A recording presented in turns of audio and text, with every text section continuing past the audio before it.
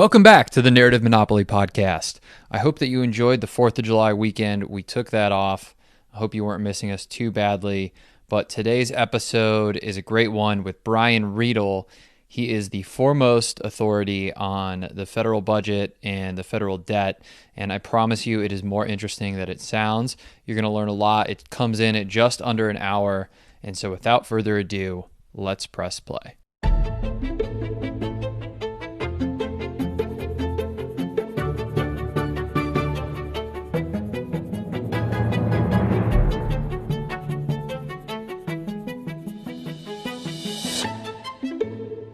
This may be the most important podcast I've ever done and ever will do. Today, our guest is Brian Riedl, a senior fellow at the Manhattan Institute. He was the chief economist for Senator Rob Portman. He has been the budget and spending architect for 4 presidential campaigns. But most importantly, he is probably the foremost authority on the federal debt, spending, the entitlement crisis. Everything that is labeled in the ether is boring. We will dispel that myth. It is not boring, and it is very, very important. How are you, Brian? I'm great. How are you? Thanks for having me. I'm doing great. I see you. You can't. People aren't going to be able to see this, but we already have the binder out. We're going to have a lot of stats on this one. Let's just dive right into it. Why is the federal debt so important? And actually, let's level set, right? So when I started caring about this, the federal debt was like $10 trillion, and that seemed enormous. And then pre-pandemic, it was about 17 trillion. And so where are we at right now, and why? And then go into why is it so important? Sure. The debt right now is about 23 trillion, the debt held by the public. It is growing rapidly. It was $17 trillion before the pandemic. And a decade from now, it's going to be 35 trillion. And that's assuming no new spending programs or tax cuts. We're going to go from 17 trillion to 35 trillion in a little over a decade. If the Biden agenda is passed, you're looking at closer to 45 trillion. These numbers are monopoly numbers. I mean, 17 trillion, 45 trillion, nobody can actually grasp what this means. So let me explain why this matters. It matters twofold. The most direct reason is even if we never pay back the debt, which I think is a pretty safe assumption that we're just going to keep rolling it over, we're going to have to pay interest on the debt. And anyone who has a big student loan can tell you that even when interest rates are low, if you owe a huge amount of money, the interest on the debt becomes absolutely enormous. And we're on the pace right now where over the next couple decades, even if we do nothing else, even under the rosy scenario, nearly half of your federal income taxes are going to go to pay the interest on the debt. Half of your income taxes. So that means less money for education, less money for healthcare, less money for welfare, less money for defense, less money for tax cuts.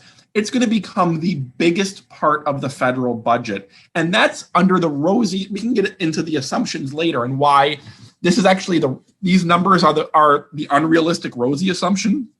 But the reality is the first reason you should care is because that's where all your taxes are going to go, and which means less money for other priorities.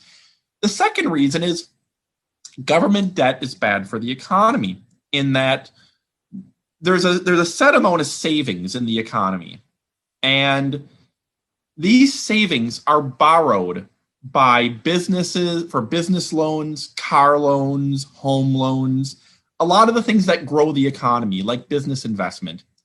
But the more the government borrows up those savings, the less money is left for business loans, home loans, and car loans, which means the cost of those go up, the interest rate, and you get less business investment, less buying homes, and less buying cars. And when that happens, the economy grows more slowly.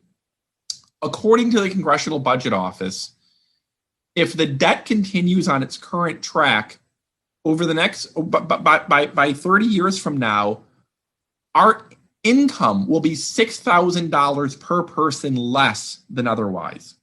Not 6,000 per family, 6,000 per person. So a family of four would have an income $24,000 lower than otherwise just because of the slower economic growth, because all the money that was supposed to go for business investment, home loans, and car loans was instead gobbled up by the government to pay for Social Security and Medicare. Are you talking about crowding out? Crowding out. So if you don't want all your taxes to go for interest on the debt and you want to have more income and lower interest rates, you need to care about this. Now, I would actually push back, and obviously I'm going to agree with a lot of the stuff you're going to say here today.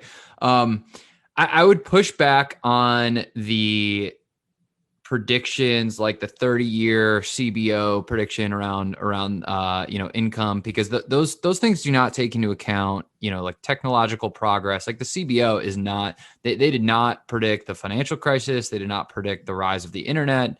They don't have that ability. So what I want to do is connect it a little bit closer to home for people. So you're talking about how much they're going to pay in taxes, right? So if nothing gets done, you're saying that the middle class would pay half of their income in taxes. And that's going to the interest? So half of the taxes they pay will go to interest on the debt. And even then, the deficits are unsustainable. Let me throw some numbers out there. I mean, I'll put it in nominal dollars first. According to the Congressional Budget Office, the baseline deficit under the rosiest scenario possible is $100 trillion in budget deficits over the next 30 years. That is the scenario that assumes no new spending, all tax cuts expire, no wars, no recessions, and interest rates stay low forever. $100 trillion. By 2050, the deficit would be 12.5% of GDP per year, which is enormous. Usually the deficit's been 1 to 2% of GDP, sometimes 3 or 4. 12% of GDP, nearly half of everything we spend, will come from borrowing. No country can sustainably run a deficit of 12% of GDP. What's sustainable is considered 2 to 3%. But that's the rosy scenario. Let's assume interest rates rise by 1 point higher than the CBO baseline. CBO assumes interest rates will stay relatively low for 30 years. Very unlikely that they're going to stay low, especially when debt causes interest rates to rise.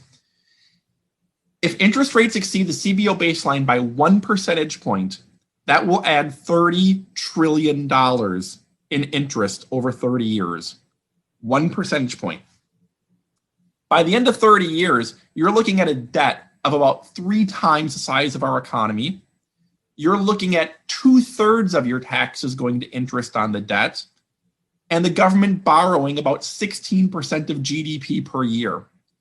Again, these are numbers no country has ever been able to sustain. These numbers are insane. You can't have that. So what that tells you is, forget adding new spending. Can we afford what President Biden wants to do? Can we afford Medicare for all? Can we afford Green New Deal, student loans? Just paying for the current commitments, the current programs, is enough to basically have to double your taxes and have upwards to half, 2/3 or more of your taxes just go to the interest on the debt under the rosy scenario. And it's easy to say, well, that's 30 years from now. Well, yeah, but the time to fix it is now. Because once you're at 30 years, there's nothing really you can do except run the printing press or double or triple your taxes. You have to actually avoid the problem in the first place. So the numbers get really bad just in the baseline. Now, we're going to get into the history of it and kind of the politics behind it. But what actually happens if these predictions come true, right? So besides just the tax implications, besides the potential for inflation, is there some sort of doomsday financial crisis? What are the specifics if we hit, certain milestones that I know that you have in your mind? There's no specific number where you say, well, when the debt crosses this threshold, we have a crash. And to preface, we are at over 100%. We're at 100% of GDP right now. The only other time we've ever been 100% of GDP in the debt was immediately at the end of World War II. And right at the end of World War II, we basically ran 30 years of near balanced budgets to reduce the debt. Right now, we're going the opposite trend. We're increasing deficits. It's not likely you're going to have one day where just the economy collapses. What you might have is a series of mini panics. And what happens there is the debt gets to a certain point, let's say during a recession where we're borrowing a lot, where Wall Street panics. And the people who lend us the money, the people who lend Washington the money panic and say, we don't think you're good for this. We don't think you can necessarily pay us back. We don't think your finances are in order. We're going to stop lending you money. And then the government has to raise interest rates. They have to basically offer more interest rates in order to get people to give them money. Well, what happens then is the more you raise interest rates, the interest costs just go up further, which means then you have to borrow even more. It's a spiral. And you have what's called a debt and interest cycle, where one rises causes the other rise to cause the other rise. What I think will probably happen is you'll have some point where the markets panic and we have to raise interest rates in order to get them to finance us. And then they look for the low-hanging fruit deficit reduction. They'll raise taxes on the rich and they'll cut defense. That'll hold you over for a couple of years, but the spending is rising too fast. So you'll have another mini panic. Then you'll have to raise taxes on the rich even more, cut defense even more. At that point, you've basically done as far as you can go on those, but you still can't keep up. That's when the real choices come during the next mini panic. Your choices at that point are to significantly raise taxes on the middle class or significantly cut middle class benefits like Social Security and Medicare that are ultimately driving us off a cliff. So what happens is you gradually have mini panics followed by cutting fat, and then you get to the point where you got to cut the bone and you got to cut out the muscle. And that's when you're really in trouble. Alternatively, you could just decide to run the printing press, like some of our friends in modern monetary theory. But then the problem with running the printing press is you get inflation, which just raises interest rates more. I don't think we're going to have one day where the economy dies. I think we're going to have these mini panics. And then you wake up 30 years from now, and we've been Japan, which means we've had sluggish economic growth, like Japan has had. We have a huge debt. And oh, by the way, our taxes are through the roof. I think that's where this ends. Now, the time frame, to put this in perspective for listeners, right? So the time frame that you're talking about, that this would happen hypothetically, and I know that it's impossible to like actually peg when this would happen, but likely we're talking about when Gen X is basically retiring. They're starting to really think about, what are the end of the life looks like. And then millennials are, they're starting to become empty nesters, or they're raising their kids. And then Gen Z is like just starting to think about having kids, buying their first home, stuff like that. So this is when, in all of these different life situations, if your dollar isn't worth anything, or you literally have to pay just exorbitant rates in taxes while you're trying to buy a home, while you're trying to pay for your kids' college, while you're trying to think about where you're going to retire. These are material hindrances to quality of life issues. And that's not even talking about the ability to actually earn because of the lack of economic opportunity that would come from that. Am I playing this out somewhat correctly here? Yeah, I mean, this is coming sooner than people think. I mean, I remember when I was a kid, people were saying, well, in 40 years, everything's going to fall apart. The consequences of this, this could happen this could start in as short as 3 years. I mean, the first of the kind of the mini panics with the market, that could be in 3 years, it could be in 10 years, it could be 12 years. I can say it will absolutely be, well within the next 20 years. It has to be, because the next 20 years are so bad that something has to break. But it's, as much as it's about market psychology, it's really a matter of when, not if. It's sooner than people think. And when it happens, like I said, significantly higher taxes, there might be significantly higher inflation, and slower economic growth, which means fewer jobs. And there could be significant Social Security and Medicare changes too, because like I said, and we can get into this more, it's the reason we have these long-term deficits is virtually entirely because of Social Security and Medicare. Right. So you wrote a piece a few years ago that was a deep dive into the entitlement crisis, right? It's called the Entitlement Crisis Ignored. It is basically a myth that defense spending is it is, I believe it's 50% of the discretionary budget, if I'm getting that right. But the largest drivers of our debt are these liabilities that we have, the entitlements of Social Security, Medicare, Medicaid, and interest as well.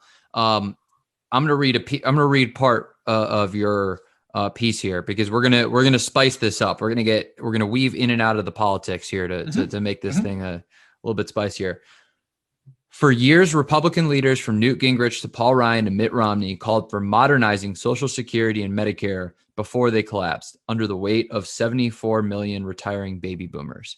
Then Donald Trump won 88% of Republican voters and the presidency, while pledging that, quote, there will be no cuts to Social Security, Medicare, and Medicaid. 6 months later, a Pew poll revealed that only 15% of Republicans support trimming Medicare, and only 10% support Social Security reform. And remember, in 2005, President Bush did the huge push to reform Social Security. It failed.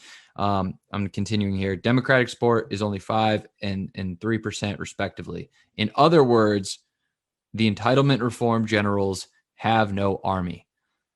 So what do we do here if both parties are just big spending parties? Let's attack it from that angle. Yeah, I mean, well, first on the defense versus entitlements point, in the 1960s, defense was 50% of all federal spending.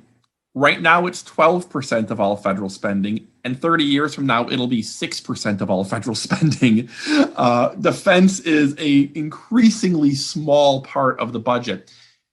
Social Security and Medicare are on pace to run $100 trillion in program deficits over the next 30 years. The rest of the budget is balanced over the next 30 years. In fact, starting 20 years from now, the rest of the budget will be in surplus. The reason we have $100 trillion in deficits is because Medicare faces a $70 trillion deficit over the next 30 years, and Social Security faces a $30 trillion cash deficit over the 30 years. That's the ballgame. By 2050, these two programs alone will be running a deficit of 14% of GDP when you include the resulting interest costs. And, in the article of mine you quoted, which was from National Review a couple of years ago, nobody will talk about Social Security and Medicare. I mean, there is a narrative that Social Security and Medicare are fully paid for. They don't contribute to the deficit, and you can't touch them. And Paul Ryan, to his credit, knew the numbers and tried to fix it. And he got run over by Democrats. They ran TV ads showing him murdering a senior citizen. And then Donald Trump came ahead in 2016 and showed that not even Republicans want to touch Social Security or Medicare. Even Republicans are overwhelmingly opposed. Trump got elected saying, I will not touch Social Security and Medicare. So right now you have two parties that do not want to address the drivers of the long-term deficit. The problem is they don't have a choice, because eventually the laws of math and economics will win. When you have $100 trillion in new borrowing, you're expecting somebody has to lend you that $100 trillion, and they're going to have a say in what you're doing right now as well, unless you want to print $100 trillion, which would be economic chaos. So I've been trying to get Congress for 20 years to fix the roof, fix the leaky roof when it's sunny out. Don't wait for it to rain. And the Republicans at times tried to get the courage to do it, and the Democrats demagogued the hell out of them. And now Republicans said the hell with it. We're not going to do this by ourselves. The Democrats want nothing to do with it. In fact, they're pouring gasoline on the fire with their spending. And so you just have two parties in complete denial, in part because the voters are in complete denial. They all think Social Security and Medicare can't run deficits. So that's where we're at. All right, so we're going to get them to care. That's the mission that we're on. This is the hill to die on. I will absolutely die on this hill. This is the stakes for the future of America. Now, let's go down a little side street again and revisit the first point, because I know this stuff definitely gets in the weeds for folks who do not think about it all the time. So there is a myth that China holds all our debt. Now, China only holds a couple, like 200 or 300 basis points, right? 2 or 3%. Well, we currently have a debt of about 23 trillion. China and Japan each own a little over 1 trillion of it, each out of 23 trillion. Importantly, those numbers haven't moved in 10 years. They have, in the last 10 years, the debt has gone from, the debt has soared over the last 10 years. They've bought none. So they don't have faith in Uncle Sam. Now, so if that's the case, so if we, if it's only a few percent, who's actually holding the debt then? That's an interesting question. If you would have asked me this a year and a half ago, I would say the vast majority of the debt is held by American investors. It's held by banks, mutual funds, anybody who buys treasury bonds. They're holding the bulk of the debt because international borrowing has actually, the last 13 trillion we've borrowed, almost none of it has come internationally. What's interesting is we've been on a hell of a borrowing spree since the pandemic. It's going to be about $6 or $7 trillion over 2 years. The vast majority of that has been funded by the printing press. There hasn't been a huge surge in domestic lending to Treasury. Now, when mutual funds. When you say printing press, you're saying that the Fed literally puts government debt, so U.S. Treasuries, onto their balance sheet, and they do that by printing money to buy it. They're not literally printing dollars, but they're basically crediting the accounts of banks, and in order to buy it. Now, the Fed cannot buy directly from Treasury. Like when the Treasury issues debt, the Fed can't literally buy it from them. So what happens is investors will buy the debt and then sell that to Treasury. To the Fed, and then sell that to the Federal Reserve. I misspoke on that one. So indirectly, the Federal Reserve is buying it, and the Federal Reserve's holding of Treasuries last year alone increased by $3 trillion. Basically, the Federal Reserve purchased $3 trillion worth of Treasury bonds, and they paid for it from these banks by crediting the bank's accounts, which is kind of like essentially the printing press. So what we've seen over the past year is a huge monetization of the deficit. In a roundabout way, the Federal Reserve has been financing this borrowing with the printing press. The problem is that's not sustainable. I mean, especially with the amount of borrowing we have in the pipeline. China and Japan can't finance our debt. It's too big. The Federal Reserve can't keep doing this for $100 trillion. So that leaves banks, mutual funds, investors, Wall Street. And that's when you start to eventually get higher interest rates. That's my concern. Now, let's close this off. How much is held by the American public then? So foreign investors are a few trillion. The Fed, do we have numbers on like how much the Fed holds? Sure. I think right now of 23 trillion, foreign investors hold about 4 trillion. So that gets you down to 19. The Fed holds about 6 trillion total right now. I think that gets you down to 13. So I think the other 13 trillion, I'm ballparking, are sure investors. And so the game of musical chairs, you're talking about how the interest rates actually rise, right? So what would happen is, and these things happen. I think John Cochran talks about how these things happen very slowly and then suddenly. So all of a sudden, people start demanding, they start selling or demanding higher interest rates, and all of a sudden, you talked about the market behavior. I think you said that, or the market psychology. All of a sudden, the interest rates start going up, and the other thing that worries me, because investors are asking for a premium on that debt. Now, the other thing that worries me, which I got from John Cochran, is that we are borrowing short term and rolling over the debt. So basically, we're taking out a credit card to pay for our other credit card, and instead of locking in longer or lower rates long term. If one of the arguments that absolutely drives me crazy, and we're seeing this in the infrastructure debate, is, well, it's okay to borrow now. We can borrow for infrastructure. We can borrow for all of this because interest rates are low. They're low right now, but we're not locking in long-term interest rates. It's kind of like buying a $10 million house because interest rates are low, and then using a short-term adjustable rate mortgage that's going to reset in 2 years. The average maturity on the federal debt is 62 months and declining. So the average debt rolls over every 5 years. That means who cares what interest rates are now? The money we borrow today, we're going to be paying interest on forever. We're just going to keep rolling it over forever, which means it really doesn't matter what the rate is today if you're not locking in with 30 or 50-year bonds. If rates spike 5, 8, 10 years from now, then in a relatively short period of time, the entire national debt will roll over into those higher interest rates.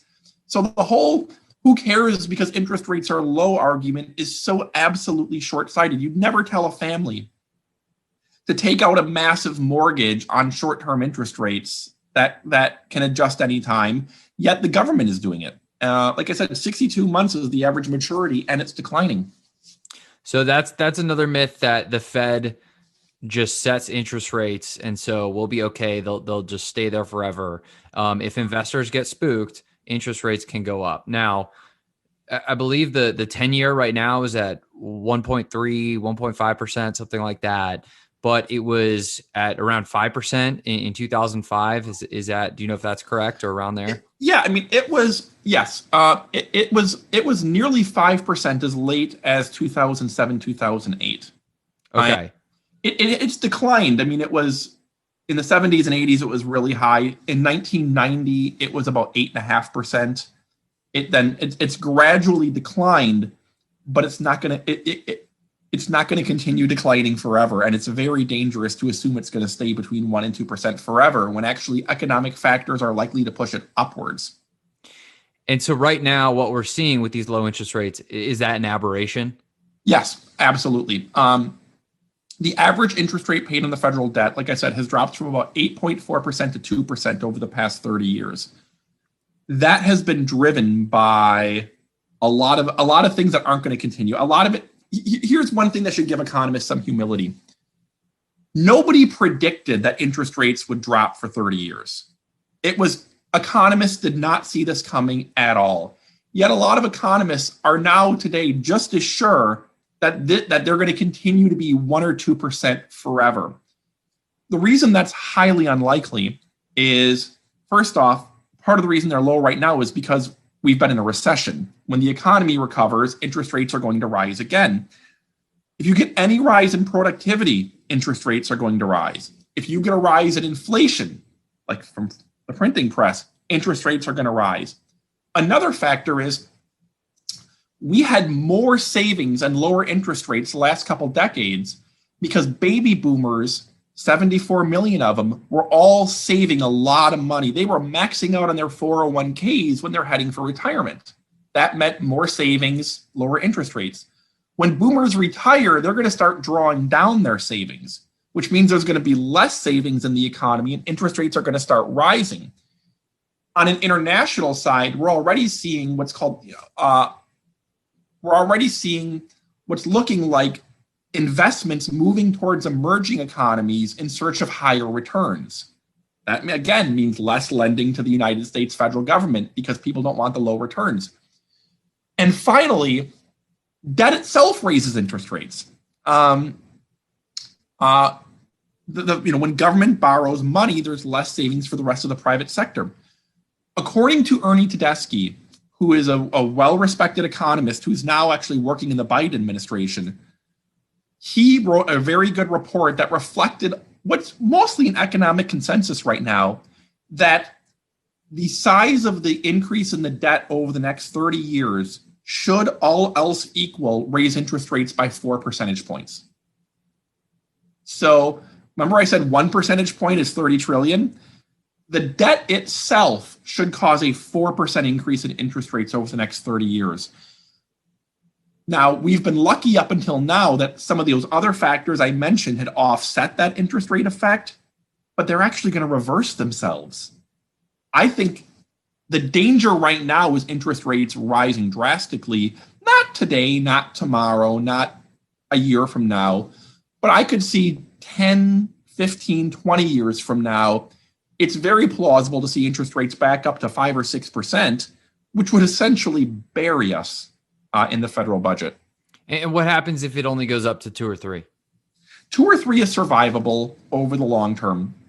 The Congressional Budget Office, remember I said earlier, they assume that we spend half of our taxes on interest in 30 years. The CBO assumes that interest rates never again rise above about 4.4%. They assume that over the next 30 years, the average interest rate paid on the federal debt goes from 2.0 to 4.4. If it goes to 5.4, add 30 trillion. If it goes to 6.4, add another 30 trillion. I think assuming a 2.4% interest rate rise is actually pretty rosy when the debt itself would be driving a 4% increase. You would need the other factors affecting interest rates to continue to accelerate and offset that rather than reverse and make it worse. Let me throw you a curveball here. The United States of America is surrounded by 2 oceans. We have incredible natural barriers to entry. We're an incredibly safe country from invasion or anything like that. We have rich capital markets. We have talent. We have incredible intellectual and physical property laws. We have navigable rivers. We are still the best bet of any sovereign in terms of credit. So let me ask you this. What if investors look around and they're looking for they're looking to buy sovereign debt and they say, you know what, the United States of America is still the best bet, and it comes down to capital flow, and people are still just going to park their money into U.S. treasuries because Uncle Sam, with that army and the geography and the people and the laws, cannot fail. Is that an argument against kind of the doomsday scenario? Well, we always benefit from a reverse risk premium to a certain degree, that we are seen as safe. At the same time, we've been seen as a safe, strong economy for 50, 60 years. And interest rates haven't stayed at 2%, for during that whole time. In the 1970s, we were seen as a safe economy relative to the rest of the world, and interest rates were 15%. I think it's not that simple for some to suggest that the somewhat global reverse risk premium that makes the United States a relatively safe place to invest, it will be strong enough to keep interest rates at 2 or 3%. It's because that hasn't been how it's worked for that long. Additionally, again, the more our finances grow out of control, you still might start to see some cracks in international lending to the United States. But even if it doesn't, the danger we face is we're borrowing $100 trillion under the rosy scenario over 30 years. there isn't enough international savings to even finance that. Like, even if people want to keep giving us money, even if China and Japan are interested, they don't even have enough savings. I mean, again, China owns $1 trillion of our borrowing, or of our debt. They could quadruple over the next 30 years to $4 trillion. And that would still only finance 3% of the upcoming $100 trillion. Even if these people wanted to lend to us, $100 trillion is so enormous, they can't. Okay, here's a popular narrative. What if we just liquidate all the billionaires, millionaires and billionaires? Let's liquidate them. The funny thing is that when you say liquidate, being on Twitter long enough, I don't know if you mean that in a financial sense or in a Terminator sense.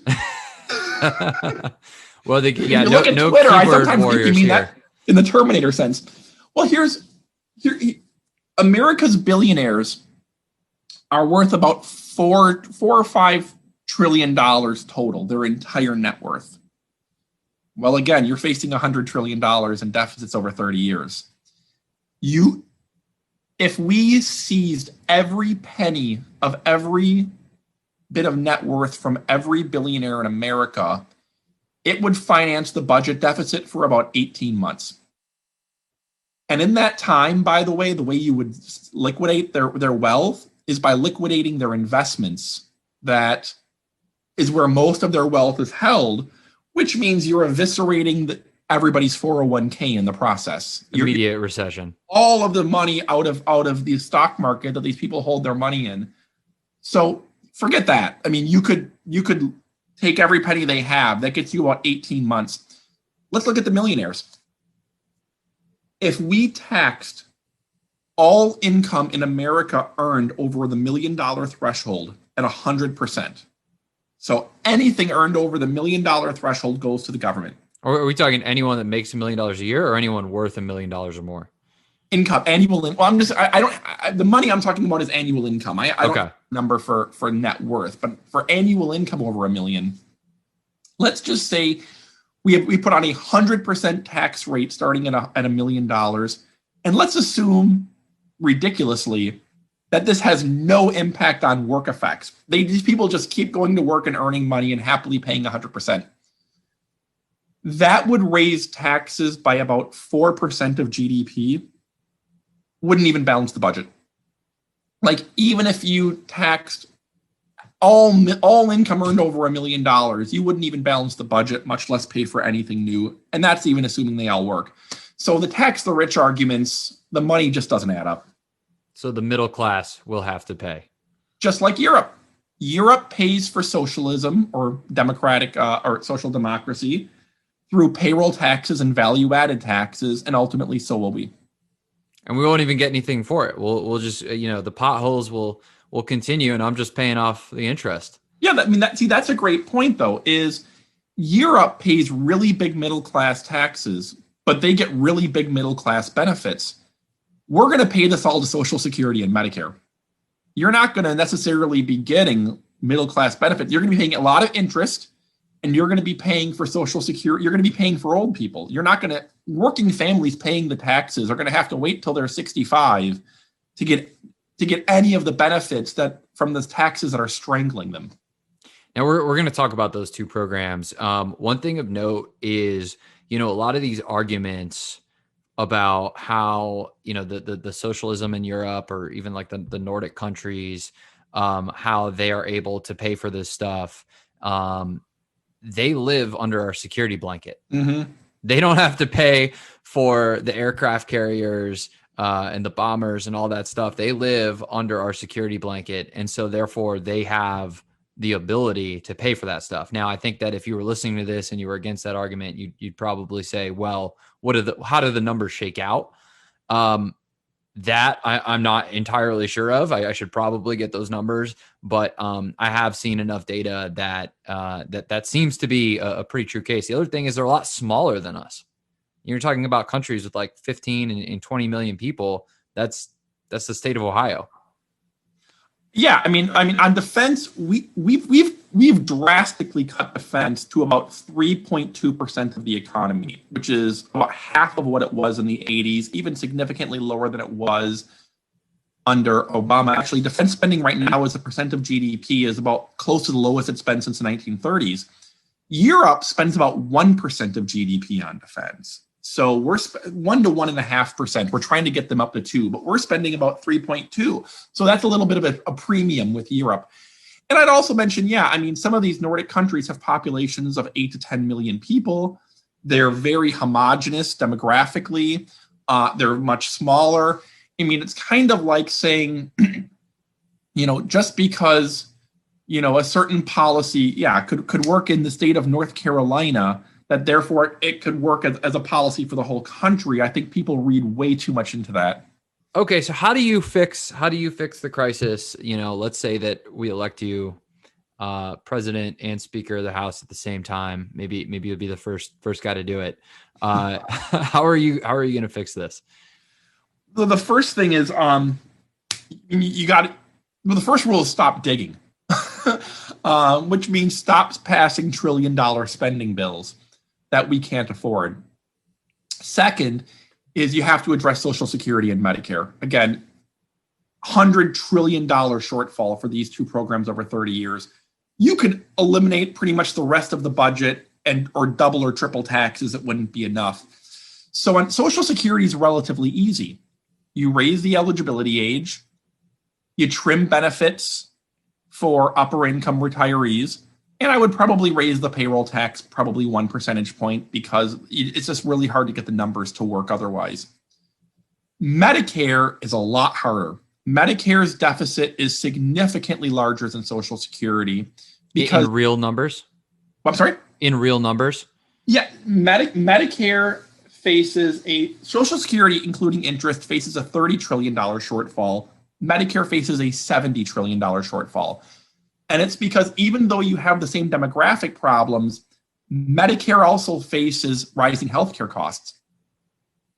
To put it in I think, more relatable terms, the average retiring couple today will pay $170,000 and get back $510,000 in benefits.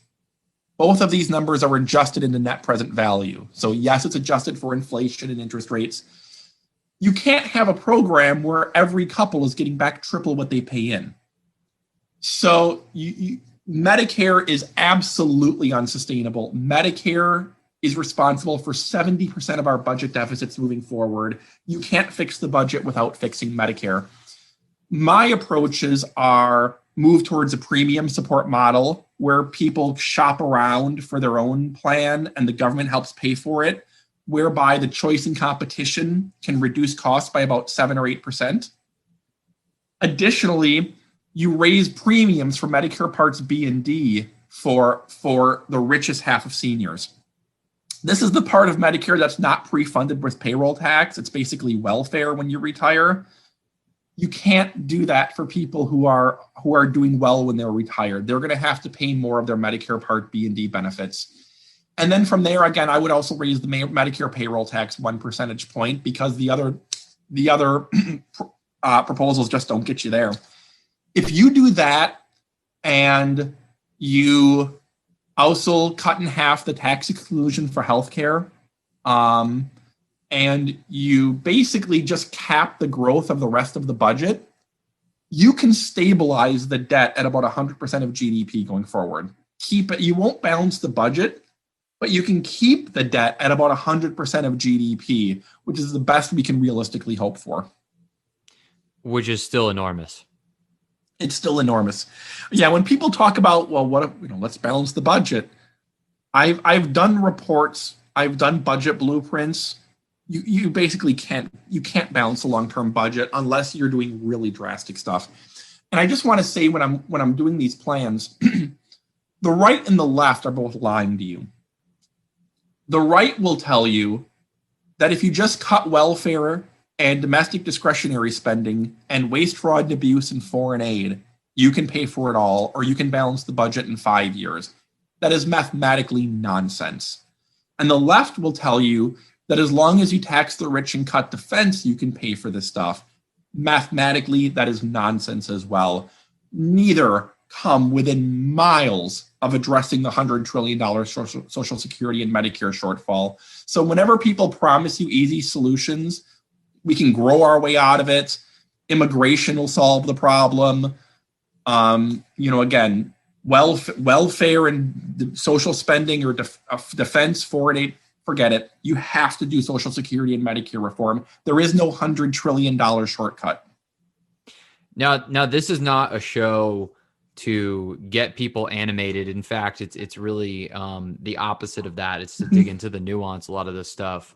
And I will say this with no emotion in my voice. It makes my blood boil that these politicians can't do the simple fixes that everyone agrees on. So again, I don't know what the numbers are, but even things that get us going in the right direction that you just mentioned. So wealthy seniors, and if you talk to any of them, they're patriotic enough. They'll tell you, why am I getting a Social Security check? Why am I getting a Social Security check when I am set for retirement? How can the two parties not come together and just pass that? I don't know.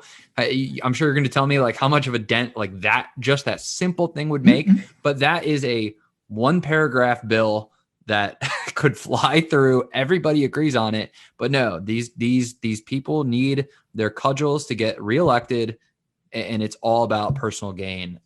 That's my rant for the day. I just had a report come out, how to cut spending for the rich. And I said, the left wants to raise taxes on the rich and the right wants to cut spending. Why don't we cut spending on the rich?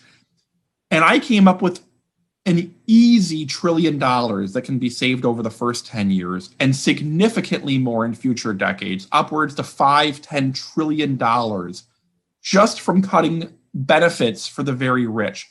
And for Social Security, I'm not even talking about kicking people off. I'm saying things like, if you're making over $200,000 after you've retired, maybe you just don't get a Social Security COLA next year. Maybe your benefit doesn't rise with inflation. If you're making $200,000 after retirement, little things like that.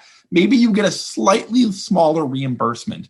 Or on Medicare, if you're making, if you have a net worth in the millions of dollars, even excluding your home, if you're a multi-millionaire, maybe you can pay an extra $2,000 or $3,000 a year for your Medicare premiums rather than get essentially a welfare check. I don't think that's too much to ask.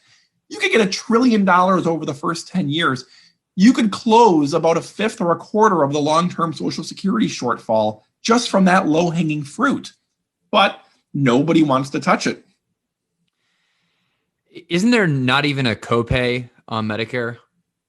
Medicare has modest copays. Okay.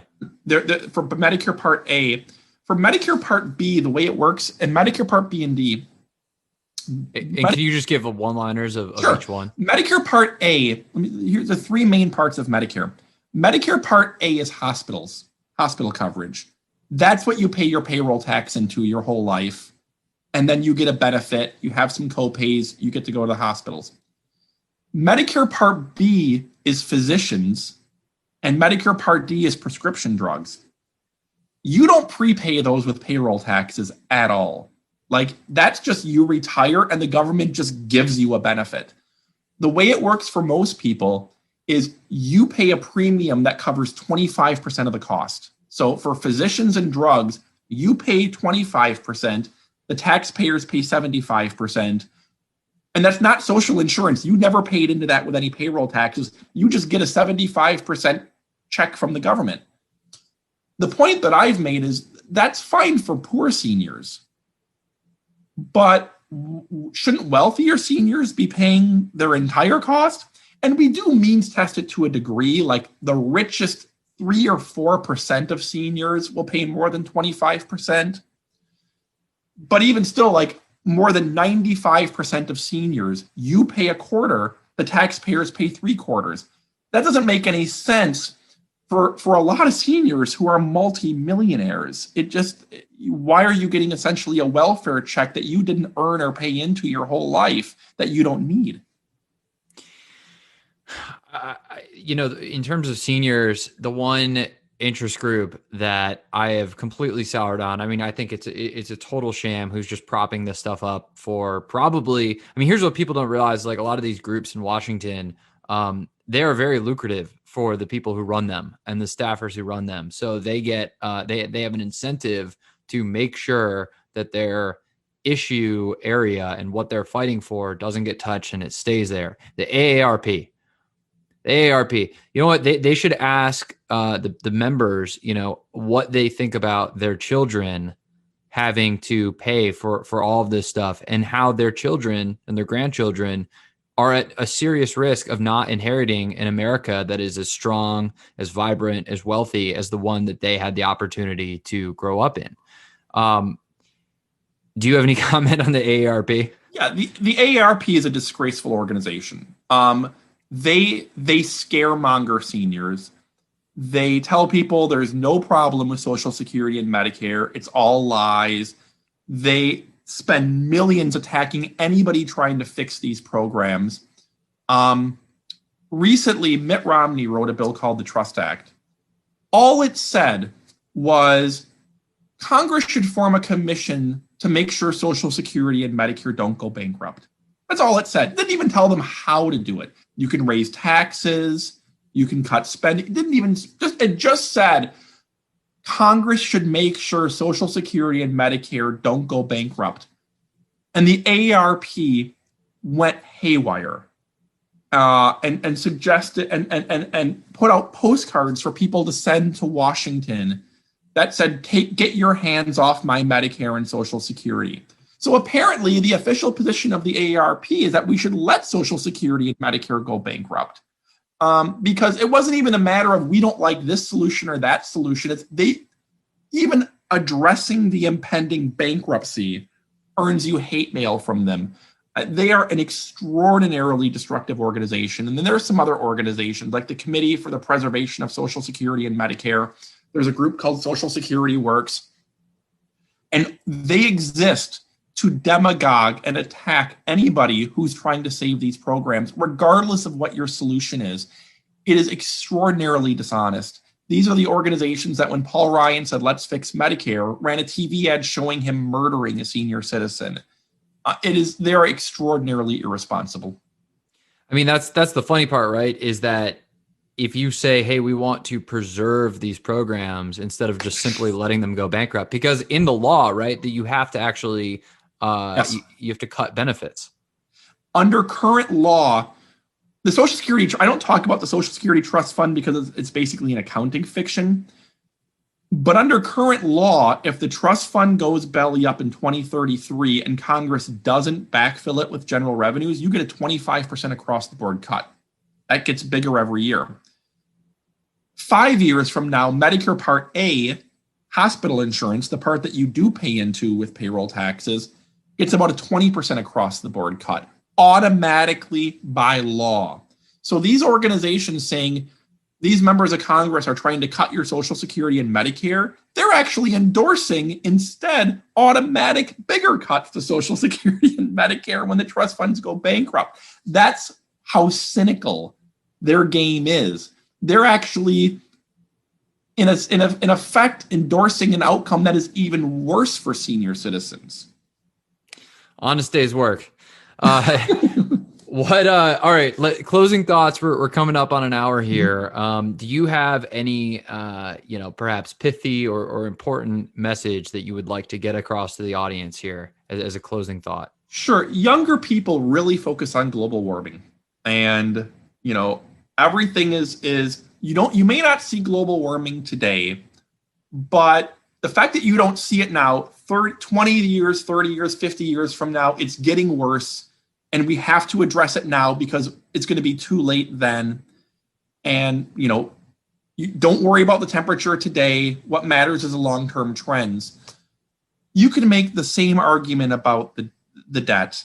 You may not, interest rates may be low today. You may not feel the effects today, but this is coming in 20 or 30 or 50 years. And when people say, well, these are just long-term projections, you never know what's going to happen, I tell people, The retirement of 74 million baby boomers into Social Security and Medicare is not a theoretical projection. They walk among us and they're currently retiring. Inflation rates are a theoretical projection. The retirement of the baby boomers and the $100 trillion cost, that's demographics. There's no getting around that. So what's going to hit us over the next couple decades on the debt is damn near as guaranteed as what they're worried about on global warming. And so I wish younger people who are so worried about the long-term global warming effect, which is a perfectly legitimate concern, would look at other long-term dangers. And even if they not want to focus on it as much as global warming, I understand, keep in mind that the decisions you're making today are going to have a long-term effect on that, just like the long-term effect on climate, and that you're facing a big danger too. And I would also add for younger people, senior citizens are laughing at you. They're voting single issue to protect their Social Security and Medicare benefits at all costs, knowing full well, in many cases, that they are passing the largest intergenerational debt burden in history into your laps. There's essentially a generational war going on economically, and only one side is showing up.